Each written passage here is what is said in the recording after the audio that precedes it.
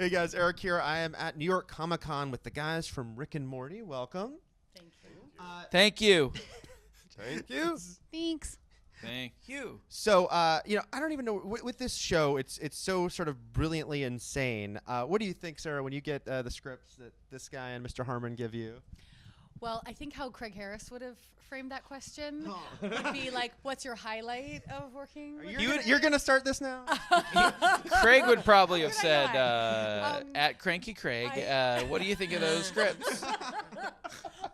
On but Twitter. To seriously answer you honestly, Eric, I get so excited when the new script is in my inbox in the email because Justin and Dan are so ridiculously creative and the scripts are unbelievable and season 2 is bonkers. It's so good and it's ridiculous where like this season it's even more intergalactic and they spend even more time in other dimensions and our characters actually go into the other dimension and go to couples therapy there. What do you have to say about that? We do. I have the opposite reaction when I get the scripts. I'm just like, oh god, what the f? I mean, like That's like me. I get them. I'm just like, This again. I just want to play Sims 2. Sims. But you gotta 2. write a show. I just want to play Sims 2 with Craig Harris. See, I leap up from building my Simpsons Lego house to go and read the script. It's even more fun for me to read the script. To pull than- yourself away from. I know it's a pretty awesome house. Now, when I was thinking I was going to talk to you guys, I realized that it must be very interesting playing this family dynamic because this guy here, you're playing their son, but you're also playing her dad. Yeah. How do you enjoy the interestingness of the family here? It's great. Like we don't do the ensemble kind of records. We just. Seriously, you mean that seriously? Because I feel that way too. no, I'm I just do like, actually. oh God, I love. Not because I don't like these lovely people. It's But just it, so much more oh efficient. God, it's so much more efficient. It's like in, out. This guy comes in, he's just like you're easy. You're just like in and out. She's Where's 2. this one? This one, we got to rake her over the coals. I don't even get a microphone. 50 and now takes. I understand how this works. Yeah. 4 hours and she had 3 lines. What? No. She's great. The whole cast is amazing at this point now after doing it for 2 seasons. And but yeah, it's great because I go in and I do Morty and then I do Rick and then these guys come in and I direct them and then it just cuts together in the radio play. And then if anything doesn't quite jive, like from a performance angle, we just get pickups. We'll scratch it in and get a pickup. And it's been so efficient that way. It's great. I can't imagine. I've done ensemble, and it's like it can be fun if the whole crew is in sync and it's like everyone's like, but you have to really block out a pretty big chunk of your day to do an ensemble. And the worst part is you do an ensemble and it's like, okay, you're waiting, and then at the very end they're like, okay, Justin, we just want to pick up every one of your lines by yourself real quick. Well, I could have done that, and I'm personally I'm better by myself because an ensemble I'm just like waiting. Okay, here, my line's about to come up. My line's about to okay. And then it's like I could have done that better. Like if I could do 3 in a row, I'd be able to get it right. Anyways, That's one of my favorite parts about doing animation versus doing live action is like you really one line at a time, so you can run the same line like 10 times in 30 seconds and try so many different things and try it so many different ways. So it's a really much more creative way to work. It's really fun. And then we have all these options in the edit. Like we'll do the radio play, then we get the boards, and we're cutting the animatic, and we'll start swapping lines, and we'll look at an expression or the way a character's posed, and we're like, that line worked in the radio play, but let's look and see what we have. We've got a bunch of other options, angry or not as angry, whatever it is. And you just swap them out at that point. With a burp, without a burp. Yeah. So, Chris, your character, he's been exasperated a little bit. What if he's going out on these adventures himself more next season? How is he sort of reacting to it all? The interesting thing about Jerry's reaction to the adventures is he just kind of accepts that he's going to other dimensions and other planets and things, and he still just sort of deals with it all as though he were dealing with something at home, more or less. But things freak him out. I mean, sure. This episode we have where we go to couples therapy that she mentioned, some really interesting things happen. Yeah. And is your character, what's her reaction to all of the things that she's seeing out there with Rick and Morty?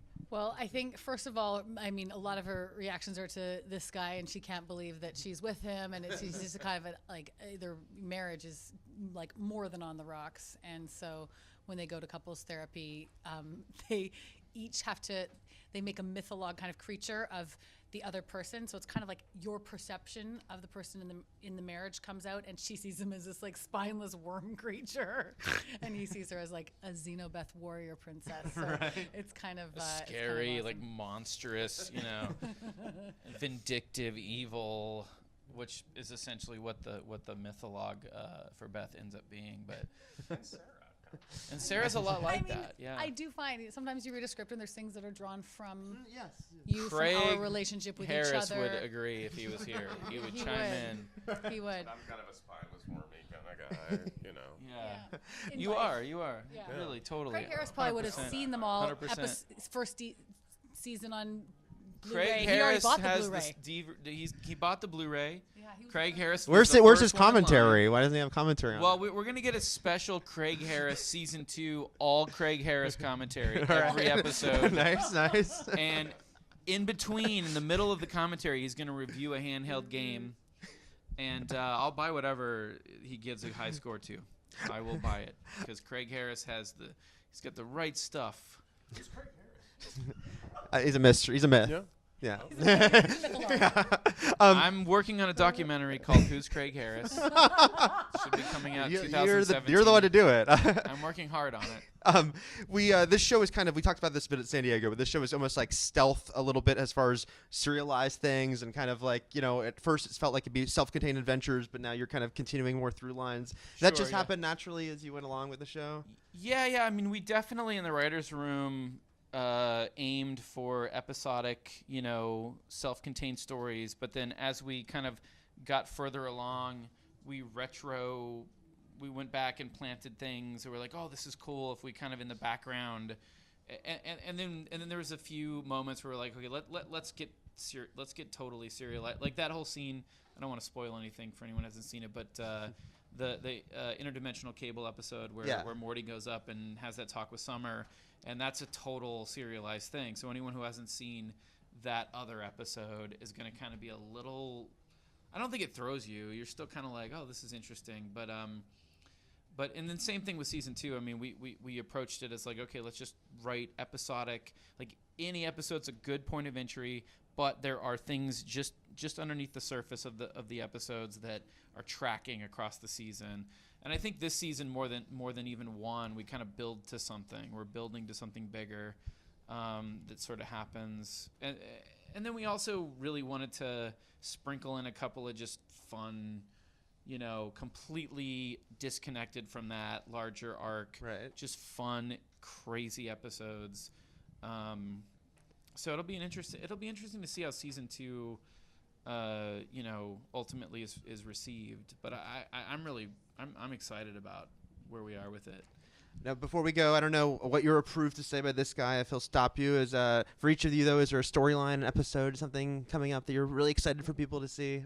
Well, I mean, I keep bringing it up, but it's the marriage counseling episode. Yeah, that's my favorite. It's a great episode because it's 2 A stories crammed into one episode, just like Lawnmower Dog was, and it's which is why it was so hard to get it to time. we had to cut things out to get that thing to time. It was just like very dense. But the A story, the A story 1 is the marriage counseling on another planet. And then the other A story is a really fun high school story with Rick and Summer and Morty, and that's one of our favorite episodes of season 2 right now. So look for it in 8 years when it comes out. No, not that long. It's Sarah, right around the corner. Anything else you can tease? Don't say marriage counseling. Any other storyline? Will he let you? Don't do the one about the. No, go ahead. Go ahead. Yeah. Go ahead. Anything. Let it fly. Anything, let it fly. The one with Craig Harris. Oh well, I mean, should I really? There is this one episode. I've heard rumors that it's actually better than couples therapy, and it's actually where Craig Harris comes in for a threesome with Jerry and Beth. Yeah. And it's super hardcore, XXX adults only episode, but we got through. We got it through S&P, and Craig Harris joins the And Joins then the Morty threesome. comes in and he's like, "Geez, what's going on? What are you guys doing? That's my video. That's my handheld video game editor." Morty, Guy. go back and do your homework. Morty, The hell? Morty, these are not my breasts. Wait, Morty, get out of here. Craig, Craig, put get that off away. my Zip mom it and up. tell me what Nintendo game to buy. He's just explaining us how you be a good reporter, Morty. It's fine. Morty, leave him alone. Morty, let him go. Craig, that's Jerry's bum. Put them on mine. Or Morty, you I'm say- taking don't say over bum for in here. Craig. I'm gonna For give you a realsies, good Craig, game. it's the His Craig name Harris. isn't Craig. I know, Craig. it's Craig. Eric. Yeah, I was Craig. making a joke. The season finale is like unbelievable. Oh, There's a yeah. huge cliffhanger. Don't say anything. Don't. I'll just tell them what the cliffhanger is. just the don't. And cliffhanger. how they resolve it next year. Don't Just say the a cliffhanger. word. It's I'll break bonkers. this I was mic. kind of shocked when I read it. It's Is, pretty nuts. It's pretty nuts. They go. And you Can know I what? say at least they go to Planet Squanch for a wedding? No. I can't say that. Cut that out. Just edit but that right out. what we will say is, it's really gonna leave you hanging. All right. You're either gonna love it or hate it. Well, we look forward to seeing more Rick and Morty. For all things Rick and Morty, for all things Justin Search for Craig Harris. And also at Justin Roiland on Twitter, where I retweet everything Craig Harris tweets. And we're constantly tweeting back and forth. It's really fun to watch. Just follow me on Twitter at Justin Roiland and jump into the Craig Harris fun. Because that guy is Cranky Craig at Twitter, Cranky Craig. Guys, thanks for being here with us. For more from New York Comic Con, keep it here at IGN. Thanks.